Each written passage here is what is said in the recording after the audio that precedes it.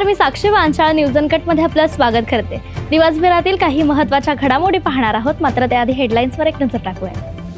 खरात प्रकरणात आम्ही एसआयटी आणि ईओडब्ल्यू कडेही जाणार, सुषमा अंधारे यांचं वक्तव्य। बेळगावात सीमा लढ्याविरोधी ठरावावरून वाद, आंदोलनाचा इशारा। जालना मनपाची प्लास्टिक विरोधी धडक कारवाई आणि श्रद्धेचा गैरफायदा घेत अत्याचार करणारा भोंदूबाबा अटकेत। नमस्कार, हेडलाईन्स नंतर आता पाहूयात बातम्या विस्ताराने। रुपाली चाकणकर यांच्या राजीनाम्यानंतर भोंदूबाबा प्रकरणाला नवं वळण मिळालंय, तर सुषमा अंधारे यांनी थेट त्यांच्यावर गुन्हा दाखल करण्याची मागणी केली आहे। अंधारे यांनी चाकणकर यांना या प्रकरणात सह आरोपी करण्यात यावा असा आग्रह धरल्याची भूमिका घेत गंभीर शंका उपस्थित केल्यात। तर या संदर्भात एसआयटी आणि ईओडब्ल्यू कडेही जाणार असल्याचं त्यांनी यावेळी स्पष्ट केलंय। तर याच वक्तव्यानंतर या प्रकरणात राजकीय वातावरण अधिक तापण्याची शक्यता व्यक्त केली जाते। चाकणकर यांचा राजीनामा हा त्यांच्या पक्षांतर्गत विषय होता। पक्षातला अंतर्गत उद्रेक, बाहेरच्या लोकांचा दबाव, समाज माध्यमांवर विकोपाला गेलेली चर्चा, यामुळे तो राजीनामा झाला। मात्र माझी मागणी जी आहे ती वेगळी आहे की रुपाली चाकणकर यांच्यावर गुन्हा दाखल झाला पाहिजे, त्यांना सहआरोपी केलं पाहिजे। प्रत्येक फोटोच्या फ्रेममध्ये चाकणकर दिसतात, याचा आमच्या मनात शंका निर्माण होते की चाकणकर मीडिएटर होत्या का, चाकणकर या प्रत्येक माणसाला तिकडे नेण्यामध्ये त्यांचा काही सहभाग होता का, हे पोलिसांनी तपासून बघितलं पाहिजे। चाकणकरांचे कॉल रेकॉर्ड तपासले गेले पाहिजेत आणि चाकणकरांच्या संपत्तीचे स्रोत जे आहेत ते स्रोत तपासले पाहिजेत, ही आमची मागणी असेल। काल एसआयटी प्रमुखांकडे आम्ही त्या संबंधाने भेटलो, चर्चा केली। आमच्याकडचे काही जे इनपुट्स होते ते इनपुट्स त्यांना देण्याचा प्रयत्न केला। याच्या उपर ईओडब्ल्यूशी संबंधित ज्या गोष्टी आहेत त्याच्यासाठी आम्ही ईओडब्ल्यूच्या ऑफिसला जाऊन भेटू आणि मुख्यमंत्र्यांना सुद्धा भेटू। यानंतर बेळगाव महानगरपालिकेत सीमा लढ्याविरोधात ठराव मांडण्याच्या हालचालींमुळे वाद निर्माण झालाय। कन्नड संघटनांनी महापौर आणि उपमहापौरांची भेट घेऊन ठराव मांडण्याची मागणी केली आहे। याला विरोध करत शिवसेना ठाकरे गट आक्रमक झाला असून ठराव मांडल्यास महाराष्ट्रासह बेळगावात तीव्र आंदोलन छेडण्याचा इशारा विजय देवणे यांनी दिलाय। दरम्यान 2005 साली बेळगाव महानगरपालिकेत सीमा भाग महाराष्ट्रात विलीन करण्याचा ठराव मंजूर करण्यात आला होता। आता त्याला विरोध करत नव्या ठरावाची मांडणी करण्यात आली आहे।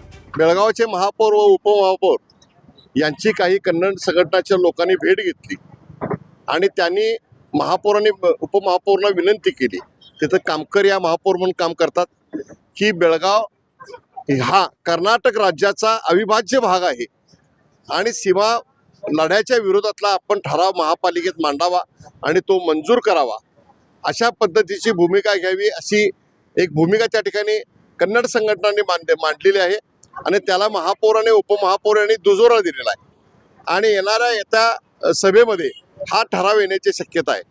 आमची महापौर आणि उपमहापौरांना विनंती आहे, गेली अनेक वर्ष अनेक हुतात्मे झाले, मराठी भाषिकांचा असणारा तो भाग आहे।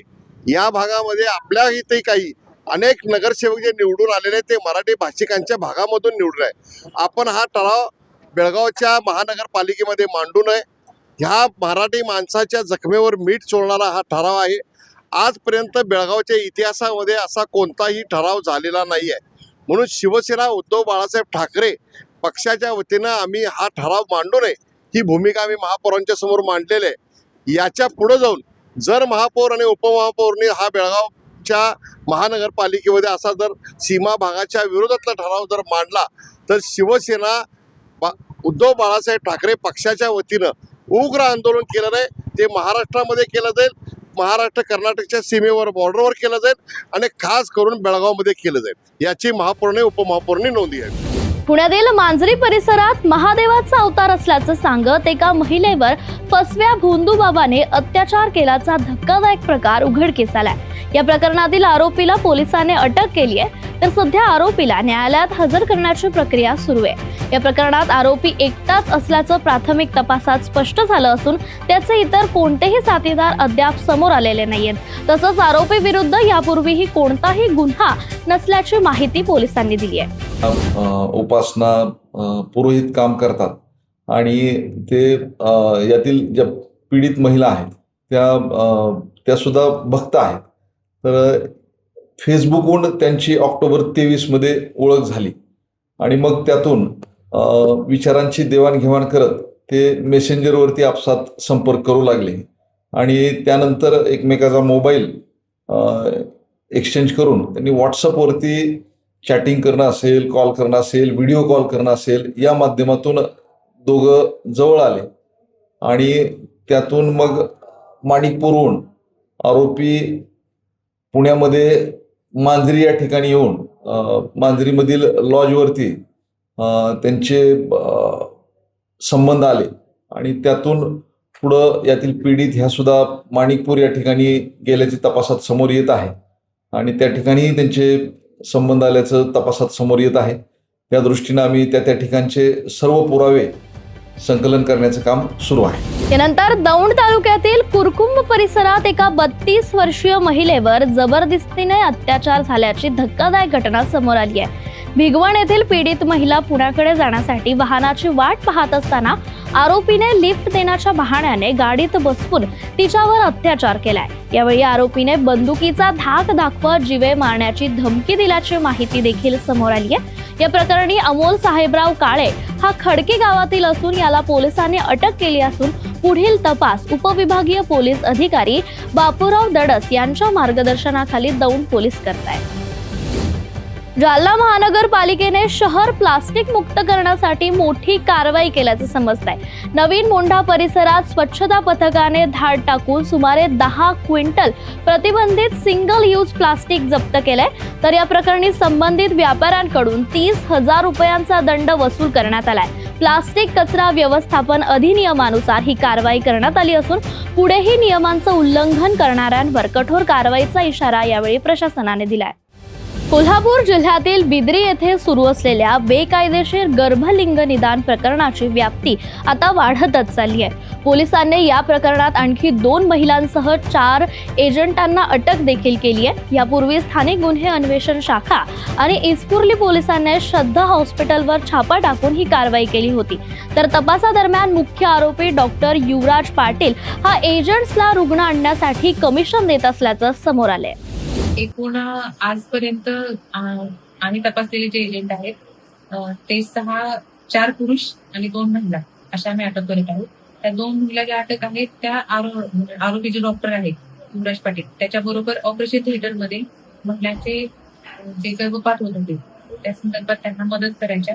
त्याच्यामध्ये तो गर्भ कुठे आहे, काय आहे याबाबत अधिक चौकशीसाठी आपण त्यांना ताब्यात घेतलेली सभा कारवाई रचलेली होती. त्यामध्ये मुरगुड पोलिसांनी CR नंबर 62/2026 हा दाखल आहे. तो BNS कलम 91/319 दाखल आहे आणि त्याला काही सबसेक्शन सी लागलेले आहेत.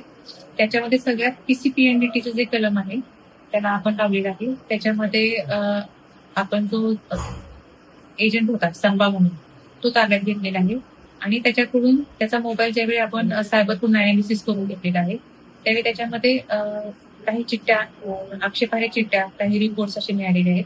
त्या रिपोर्टच्या आधारे, चिठ्ठ्यांच्या आधारे आपण काही एजंट उचललेले आहेत. त्या एजंटकडून आता चौकशी चालू आहे. जे आम्हाला एजंट अगदीच खोलामध्ये गेलेले आहेत त्यांना आम्ही अटक केलेली आहे आणि त्यांना आज आम्ही कोर्टामध्ये प्रोड्यूस करतो. गोंदिया जिल्ह्यातील गोरेगाव तालुक्यात मांडोबाई देवस्थान येथे 191 जोडप्यांचा सामूहिक विवाह सोहळा संपन्न झालाय. गोंदिया विधानसभा क्षेत्राचे आमदार विनोद अग्रवाल यांच्या पुढाकारातून हा भव्य असा सोहळा आयोजित करण्यात आलाय. कार्यक्रमाला मंत्री आशिष जयस्वाल तसेच अनेक लोकप्रतिनिधींनी उत्स्फूर्त असा प्रतिसाद दिला. त्यासोबतच नवदाम्पत्यांना शुभेच्छा देखील दिल्या. देवस्थान समितीच्या वतीने नवदाम्पत्यांना गृहोपयोगी साहित्य भेट देण्यात आली आहे. या बातमीसह आजच्या बुलेटिनमध्ये इथेच थांबूयात. धन्यवाद.